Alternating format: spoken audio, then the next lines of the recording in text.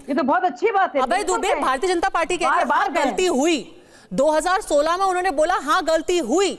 जब महबूबा मुफ्ती ने जाकर के बुरहान वानी के लिए सिंपैथी जताई, उन्होंने कहा हमसे गलती हुई और हम अपनी सरकार की बलिदान कर देंगे। आप ये जानते हुए कि एनसी क्या सोचता है, फिर भी उस रास्ते पे जा रहे हैं? नहीं नहीं पद्मजा जी, इनकी गलती आप क्यों दोहरा रहे हैं?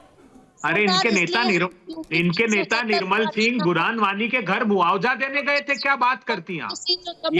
ये दोहरा चरित्र भारतीय जनता पार्टी का। ये तो देश को देखिए, हम जब जाएंगे दूसरे प्रांतों में तो हम तो पूछेंगे, अब नहीं चलने वाला। अब वो मुखौटा उतर गया, वो शमशान कब्रिस्तान का, वो मुजरे का, वो मंगलसूत्र का, वो मछली का, ये सांप्रदायिक ध्रुवीकरण का देश ने जान लिया। उत्तर प्रदेश जैसे प्रांत में आपको आधा साफ कर दिया है। आप अयोध्या हारे हैं, आप सालासर बालाजी हारे, खाटू श्याम हारे, आप रामेश्वरम में हारे, आप चित्रकूट में। जितनी अलौकिक शक्तियों के स्थल है, भारतीय जनता पार्टी को अलौकिक शक्ति ने भी हराया और इस देश के लोगों ने भी हराया। अब ये चलने वाला नहीं। वो पूछेंगे 80,000 करोड़ के जम्मू कश्मीर के पैकेज का क्या हुआ? प्रधानमंत्री जी उसका जवाब दीजिए। वहां कश्मीरी पंडितों को आपके पुलिस प्रशासन ने आपकी सरकार के समय वोटर कैनन का प्रहार किया, उनकी मांगों के खिलाफ, उनकी मांगे नहीं मानते हुए। देखिए, अब आपको तो बुनियादी मुद्दों पर 2 करोड़ रोजगार हर साल देने का क्या हुआ प्रधानमंत्री? अबे तो मुझे अभी कश्मीर की बात करते हैं और मैनिफेस्टो की, क्योंकि आपने बात की अभी लोकसभा चुनाव में आपने कहा कि हमने हरा दिया, लोगों ने भारतीय जनता पार्टी को हरा दिया। आपकी एक ऐसी पार्टी है जिसने अभी लोकसभा चुनाव में सामाजिक न्याय की बात की, दलितों के न्याय की बात की। फिर तो ये बात और भी ज्यादा अजीब लगती है कि आपकी साथी पार्टी 370 की वापसी की बात कर रही है। आपको पता है ना कि 370 से सबसे ज्यादा किसी को नुकसान अगर जम्मू कश्मीर में हुआ वो वाल्मीकि समाज को हुआ।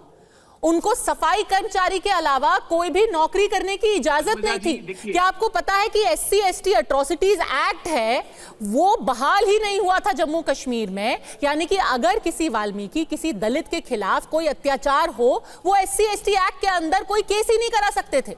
अब नेशनल कॉन्फ्रेंस कह रही है जस का तस हम कर देंगे, वापस वाल्मीकि को, दलितों को जो डिग्निटी मिली थी उससे छीन लेंगे। अब आप कैसे संविधान की प्रति पकड़ करके जाएंगे हर जगह? संविधान की प्रति पकड़कर बोलेंगे कि मोदी जी संविधान में अधिकार होने के बावजूद लेटरल एंट्री से आरक्षण समाप्त करना चाहते हैं। सर, आप लेटरल एंट्री क्यों ला रहे हैं? कंपनियों का, वाल्मीकि समाज का क्या होगा कश्मीर में अगर 370 वापस आ गया? मिला था कर्मचारियों को 5,80,000 कर्मचारियों को, उनका आरक्षण खा रहे हैं प्रधानमंत्री जी। आप भाई साहब, कोई आपको झंडा दिखाएगा, ये गंभीर बात आपको संविधान दिखाएगा? आप देखिए PDP और NCP, इनका जब हम आर्टिकल 370 आया उस समय क्या पंडित जी का भाषण सुनिएगा सदन में, और 47 अमेंडमेंट किए। तब NCP का, PDP का आरोप ही ये था कि कांग्रेस पार्टी ने उसको स्केलेटन रहने दिया। लेकिन हम क्लोजर इंटीग्रेशन के लिए काम कर रहे थे। हम वहां के प्रजातंत्री अधिकार समाप्त करके आर्टिकल 370 हटाने की बात नहीं करते थे। मोदी जी ने क्या किया, वहां की डेमोक्रेसी खत्म कर दी।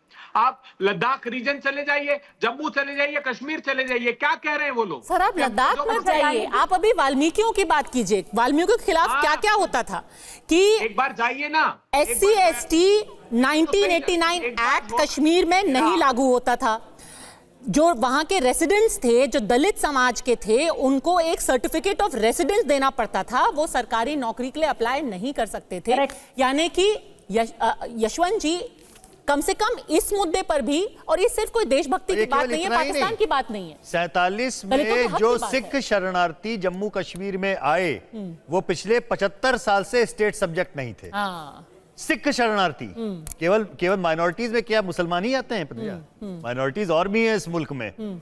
तो 370 के कारण जो 47 के रेफ्यूजियों को आज तक नागरिक तक नहीं माना गया, बाकी ना छोड़िए आप, उन बेचारों को पासपोर्ट तक भी लेने की गुंजाइश नहीं थी कि वो भारत का पासपोर्ट लें। उनको पहली बार उनका एक हक मिला, एक देश के नागरिक होने के नाते। तो देखिए, एक बात बहुत साफ है, PDP हो चाहे नेशनल कॉन्फ्रेंस, इनको घाटी की राजनीति करनी है। इन लोगों ने अब जम्मू की राजनीति न करने का विचार बना लिया है, इससे समझ में आ रहा है। दूसरी बात, कांग्रेस को जम्मू की राजनीति करनी है, इसलिए वो बिना कमिटेड हुए वो ना तो हाँ में रहेंगे ना पे रहेंगे। अगर आप उनसे बोलेंगे कि अच्छा मानिए कल कांग्रेस की सरकार आ जाती है केंद्र में तो क्या आप 370 बहाल करेंगे, वो हाँ भी नहीं बोलेंगे। ये भी मैं आपको लिख के दे रहा हूं, क्योंकि कांग्रेस को राष्ट्रीय राजनीति करती है। पर ऐसी राजनीति चलती है कि आप यहाँ कुछ बोलें वहां कुछ और बोल दें। ये कांग्रेस को समझने की बात है, ये कहना बड़ा मुश्किल है। जितना मुझे समझ में आता है कि 543 में से 3 लोकसभा सीटें हैं कश्मीर वैली की और 540 सीटें हैं कश्मीर वैली के बाहर। 370 को वापस ले आने का बयाना लेकर के कोई पार्टी राष्ट्रीय राजनीति नहीं कर सकती।